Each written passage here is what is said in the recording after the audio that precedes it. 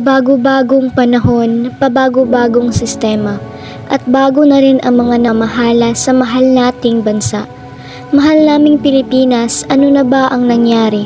Kaya pa ba? O kaya pa bang pabangunin ng mga taong nasa taas ang posisyon? Hindi maipagkakaila ang malaking pagbabago ng ating bansa.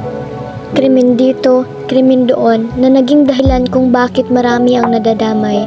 Marami na ang namamatay, hindi lang yung may maiitim na budhi, kasama na rin pati ang mga inosente na naging dahilan kung bakit nagpapanik ang mga taong bayan. Ang Pilipinas ngayon ay isang bansa na puno ng pagbabago at hamon. Maraming nangyayari mula sa politika hanggang sa ekonomiya. At mahirap sabihin kung ano ang pinakamahalagang pangyayari dahil depende ito sa kung sino ang tatanungin. Maraming isyu ang kinakaharap ng bansa. Ang korupsyon ay isang malaking problema at ang mga pulisiya ng gobyerno ay madalas na pinag-aalanilangan. May mga nagsasabi na ang gobyerno ay hindi naglilingkod sa interes ng mamamayan, habang ang iba naman ay naniniwala na ang gobyerno ay gumagawa ng lahat ng makakaya nito para mapaunlad ang bansa. Sa bila ng mga hamon, ang Pilipinas ay isang bansa na puno ng pag-asa.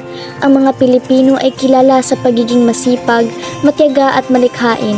Mayroon tayong malakas na pamilya at komunidad at handang harapin ang anumang hamon. Sa huli, ang nangyayari sa Pilipinas ngayon ay isang komplikadong kwento na walang iisang sagot.